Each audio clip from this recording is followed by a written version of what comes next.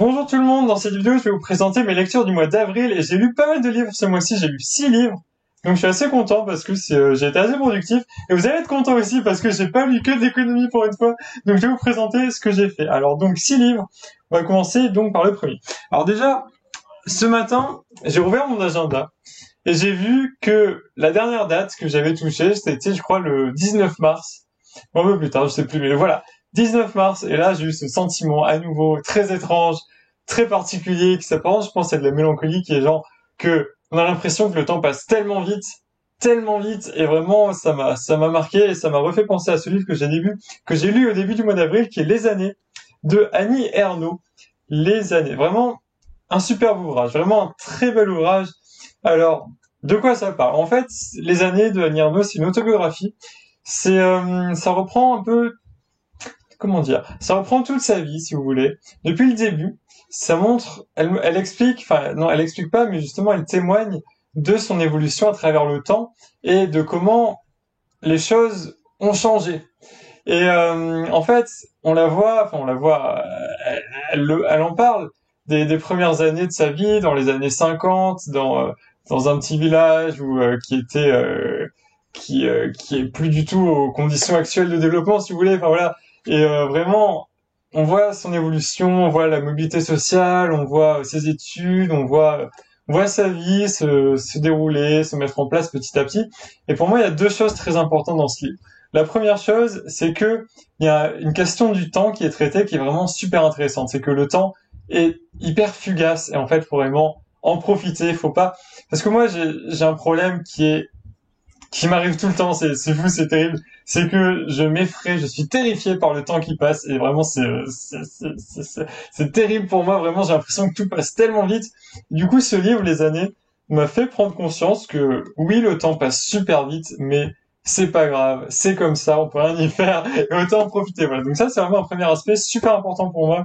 Ça m'a vraiment beaucoup marqué de voir, si vous voulez, en fait, comment en quelques pages les années défilent, comment en quelques pages on passe des années 50, des années 60, des années 70, comment tout va tellement vite et comment, enfin, ce sera notre cas aussi, quelque part. Et deuxièmement, c'est aussi une réflexion intéressante, enfin, une réflexion pas vraiment, mais plutôt un témoignage, je pense, j'ai envie de dire, sur la société française et son évolution depuis les années 50, et à quel point les mentalités ont changé, à quel point l'idée d'être français a changé, et à quel point le monde international a changé, et puis aussi de voir, ce qui est super intéressant, c'est l'évolution des sujets d'actualité, parce que dans ce livre, il y a vraiment l'actualité qui est relatée, mais pas l'actualité scientifique ce que j'entends par là, c'est-à-dire à telle date c'est passé ça, il s'est passé ça, c'est une actualité plutôt du sentiment, c'est-à-dire ce jour-là il s'est passé ça, ok, et c'était le même jour où j'étais avec ma sœur, je faisais ci, je faisais ça, et ça c'est vraiment intéressant parce que ça replace les choses en contexte, enfin, c'est vraiment super intéressant, et donc je voyais aussi cette idée de la société française on voit son évolution, et c'est vraiment un truc génial parce que moi qui suis né au début des années 2000, bah j'ai pas connu la France du XXe siècle, et là, bah, on connaît vraiment la société française de la deuxième moitié du XXe siècle, et c'est vraiment hyper intéressant, enfin, parce que, je veux dire, tout le monde a vécu ça, sauf nous qui sommes nés, après l'an 2000, voilà, donc vraiment, je vous recommande de lire, c'est vraiment super bien. Alors, on va passer au deuxième ouvrage, ça fait déjà 4 minutes, on va jamais y arriver, reste à ce rythme-là. Alors, deuxième ouvrage, c'est un ouvrage un ouvrage extraordinaire là aussi, un ouvrage de Loïc Wacan, Les prisons de la misère. Un ouvrage vraiment sensationnel. En fait, j'ai pris cet ouvrage parce que je voulais me renseigner un petit peu sur les politiques pénales et sur ce que c'est que la prison. Parce que la prison, enfin, on sait tout ce que c'est. En gros, c'est quoi, enfin voilà. Mais on sait pas les enjeux qu'il y a derrière. Et vraiment, c'est un livre qui est hyper éclairant, vraiment eye-opening sur ce sujet-là. De quoi ça parle? C'est quoi la thèse de Loïc Wacan? En fait, Loïc Wacan explique qu'il y a une transformation de l'État, et en fait, qui est impulsée par le néolibéralisme. Et en fait, la thèse de Wacan, c'est que le néolibéralisme, c'est pas juste, comme on pourrait souvent le croire, une théorie de libéralisme économique, de libre marché, de libre échange. C'est pas juste une théorie libre-échangiste et anti-étatique, c'est une théorie du remodelage politique de l'État dans toutes ses formes, le néolibéralisme, j'entends. Et donc ça, vraiment, c'est intéressant à découvrir. Et en fait, la thèse de Wacan, c'est quoi? C'est que l'État, s'est transformé. Il est passé d'un rôle qui était, il a transformé son État-providence en gros, en passant d'un système qui était un système d'aide, un système si vous voulez de welfare, un système de workfare. On est passé d'un État qui était euh, un État-providence, on pourrait dire un État libéral paternaliste comme il l'appelle. En gros, ça se traduit comment? Ça se traduit par un contrôle de l'État beaucoup plus fort dans le domaine pénal, dans le domaine juridique, etc., où l'État veut vraiment emprisonner, on peut le dire, les individus qui ne respectent pas les injonctions de l'État en termes de travail, notamment. C'est la politique du workfare, vous savez, c'est vous aurez des aides sociales si vous travaillez. Donc voilà, c'est cette politique-là. Et puis aussi, il y avait quoi d'autre comme idée vraiment très intéressante? C'est euh, ben non, c'est ça, je vous l'ai dit. Oui, alors vraiment, il y a une citation qu'il faut absolument retenir de ce livre, c'est que l'inflation carcérale n'est pas une fatalité, c'est une politique publique. Et ça, c'est vraiment hyper effrayant. D'ailleurs aussi, une thèse importante de Luc Vacan là-dedans, c'est le rôle du conservatisme américain, notamment des think tanks conservateurs qui diffusent les thèses ces thèses néolibérales appliquées au domaine judiciaire et pénal à l'international. Et aussi, il y a un truc qui m'intéressait aussi, c'est les effets de mimétisme entre pays, c'est-à-dire qu'il y a un pays qui adopte des politiques de, de workfare, des politiques plus répressives en termes de prison et tout, les autres pays se disent des fois, bah, vous voyez, les autres ils font ça et pourquoi pas nous? Et en fait, il y a parfois cet effet de mimétisme entre États qui est aussi intéressant.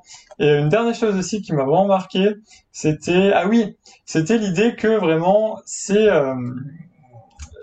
a eu une inflation carcérale, mais l'inflation carcérale, elle n'est pas causée par le privé, parce que vous savez, il y a plein de prisons privées aux États-Unis, mais c'est vraiment causé par le public qui est plus sévère sur les peines. Et c'est pour ça qu'on se retrouve aujourd'hui avec des prisons qui sont pleines à 200% dans des conditions absolument innommables. Enfin bref, vraiment un livre très très éclairant. Je vous conseille de le lire. Bon, alors on est à 7 minutes. Mon Dieu, on va jamais y arriver. Je vais essayer de me dépêcher un petit peu. Alors, j'ai lu un ouvrage de littérature que je voulais lire depuis un certain temps. C'est George Sand, Indiana. Alors, George Sand, Indiana, vraiment, lisez-le. C'est vraiment super intéressant. Alors, Indiana, c'est vraiment une pauvre femme, je la plains tellement. En fait, elle est triste du début à la fin, mais le truc, c'est qu'au début, elle est très triste, et à la fin, elle est hyper triste. Donc, voilà, vous allez voir cette évolution, et c'est pas juste un truc comme ça, mais c'est vraiment euh, une, une fatalité, je pense vraiment, il y a vraiment une idée de fatalité dans ce livre, c'est que les personnages sont malheureux, ils ne peuvent rien y faire, et leur vie, ils sont condamnés à être malheureux toute leur vie, alors qu'ils vivent dans des bonnes conditions, c'est la bourgeoisie du 19e siècle, enfin, mais il y a, il y a déjà ce carcan du mariage, et en fait, ce livre, j'ai vu ça, a été beaucoup critiqué, parce que il dénonçait le mariage, en quelque sorte, hein, pour résumer, pour faire simple, mais c'est pas ce que dit George Sand, en fait, vous regarderez si ça vous intéresse, mais c'est vrai que le personnage d'Indiana enfin, elle est dans un mariage malheureux, et il y a rien qui va l'en sortir, enfin, il y a vraiment aucun espèce de bonheur dans sa vie. Enfin, vraiment, c'est un truc tellement impressionnant. Et voilà, vraiment, je vous conseille de le lire. J'ai un peu de mal à le résumer, je dois dire, mais puisque vous avez du temps en ce moment, allez-y. Vraiment très intéressant. Alors, un livre que j'ai moins aimé, mais je vous le présente quand même, c'est Kamel Daoud, Meursault contre enquête. En gros, c'est quoi? Alors, vous connaissez tous L'étranger d'Albert Camus. Si vous le connaissez pas, il faut absolument le lire, voilà. Alors, Meursault contre enquête, en gros, c'est le frère de l'arabe qui est tué, qui mène l'enquête sur la mort de son frère. Donc son frère qui a maintenant un nom, son frère s'appelle Moussa. Et en fait, ce qui est intéressant, c'est déjà, bon, pour moi il y a deux choses. Pour moi il y a deux choses. Voilà, vous faites pas mal de choses pour moi. Pour moi il y a deux choses. Premièrement, c'est l'idée que dans le livre d'Albert Camus, l'arabe est vraiment un personnage sans identité. Voilà, c'est dans le livre d'Albert Camus, il y a l'arabe qui est tué. L'arabe c'est qui? L'arabe c'est rien, l'arabe c'est vraiment personne, et c'est vraiment ce que met en relief Kamel Daoud, c'est que l'arabe c'est rien, et en prenant la vision de ce personnage qui est le frère de l'arabe qui est tué par l'étranger d'Albert Camus, il montre un processus de dégénérescence en quelque sorte. En fait, ce qui est vraiment intéressant, c'est que le frère de cet arabe devient lui-même un étranger. Et ça, c'est assez fort. Mais j'ai pas trop aimé le livre pour le style, en fait. Hein, à vrai dire, pour le style. Mais parce que c'est vrai que c'est un style vraiment beaucoup plus moderne et je dois dire que je l'ai lu juste après George Sand et j'aurais peut-être pas dû parce que ça m'a vraiment fait un choc des littératures. Mais bon, mais en tout cas vraiment quand même intéressant. Si vous êtes curieux de voir un livre qui en prolonge un autre, lisez ça, c'est intéressant. Ensuite, ensuite, on va finir sur plus de l'économie. Alors, économie pas vraiment, en fait. J'ai lu Esther Duflo. Vous savez, prix Nobel d'économie française 2019. On est super fiers d'avoir notre prix Nobel française. Je me suis dit que ce serait bien de lire un petit peu un ouvrage d'un prix Nobel d'économie, surtout de notre prix Nobel de cette année, donc le développement humain d'Esther Duflo. Alors, dans ce livre, Esther Duflo explique ses recherches, explique ce qu'elle fait et à quoi ça la conduit en gros. Et c'est intéressant si vous voulez parce que vous voyez vraiment les enjeux, les questions que se posent les chercheurs sur comment faire pour qu'il y ait moins de ce déterminisme lié à la pauvreté, comment faire pour que les enfants aillent à l'école, comment faire pour que les systèmes de soins fonctionnent dans les pays en développement. Enfin, voilà. Il y a vraiment ces questions qui sont posées, puis il y a toutes les méthodes et il y a vraiment plein d'expériences qui sont conduites. C'est vraiment hyper intéressant avec des effets, enfin des effets, des analyses, des effets des politiques publiques en la matière, etc. Et c'est vraiment intéressant. Alors la critique que j'ai à faire quand même, c'est que c'est un livre qui est comment dire, vous savez souvent les prix Nobel d'économie, quand ils n'ont pas écrit de livre, eh bien ils sortent vite un livre pour pouvoir le vendre à tout le monde qui est intéressé par la recherche. Et là c'est un petit peu le cas parce que c'est un livre qui est daté déjà de 2009 parce que il reprend juste une conférence qui avait été donnée au Collège de France, donc toutes les données ne dépassent pas en fait 2009. Et c'est un petit peu ennuyeux là-dessus, mais bon, à la limite c'est pas grave, mais peut-être que vous pouvez trouver la rediffusion du cours donné au Collège de France en 2009 par Esther Duflo. C'est à peu près le contenu de l'ouvrage, mais quand même, c'est quand même utile et intéressant de lire. Voilà. Dernier ouvrage, nous sommes à 12 minutes, je vais pas rester 3 quarts d'heure dessus. L'euro, une utopie trahie de Bruno Coleman. Intéressant, vraiment intéressant. De quoi ça parle? L'idée, c'est que l'euro, c'est un formidable projet politique, mais qui a des insuffisances économiques qui sont vraiment dramatiques. Et ces insuffisances se voient encore à l'heure actuelle. Et c'est la question qui est soulevée en fait par Bruno Coleman, c'est que comment est-ce qu'on peut continuer avec un euro qui crée autant d'écarts entre les pays membres de la zone euro.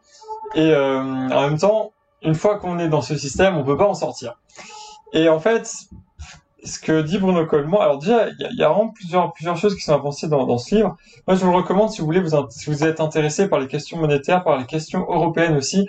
C'est vraiment un ouvrage qui reprend des thèmes qui sont traités en deuxième année de prépa, donc ça, c'est vraiment intéressant. Alors, il y a une partie de ce livre qui est vraiment super intéressante, qui est au niveau de la religion, oui, parce qu'il y a tout un gros chapitre qui est consacré à la religion en Europe, et en fait, il explique que les États qui étaient chrétiens, qui étaient catholiques en fait, sont des États qui sont devenus plus dépensiers, qui étaient plus dans une vision linéaire du temps. Et les États qui étaient catholiques à l'époque sont des États qui sont aujourd'hui des États plutôt du Sud et qui sont des États qui dépensent plutôt. Enfin voilà, il y a cette analyse-là et ensuite il fait le rapport avec la réforme, avec le protestantisme. Il montre que les États protestants comme l'Allemagne, les Pays-Bas, etc. sont des États plus conservateurs au niveau monétaire et qui ont plus vite adopté le taux d'intérêt, etc. Enfin, voilà.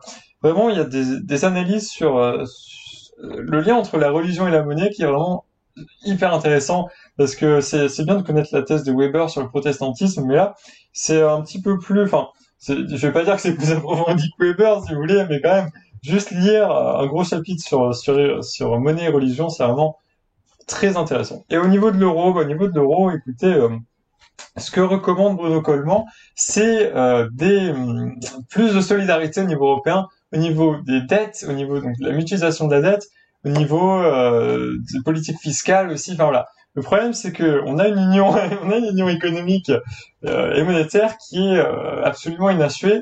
On a un petit peu mis la charrue avant les bœufs, si vous voulez. C'est l'expression consacrée, c'est que on a mis la monnaie unique avant que les conditions de convergence économique soient vraiment soit optimale et ça pose un gros problème parce qu'aujourd'hui euh, aujourd'hui aujourd'hui on a un véritable problème de divergence entre les États membres de la zone euro et si on continue sur ce statu quo on n'ira jamais loin.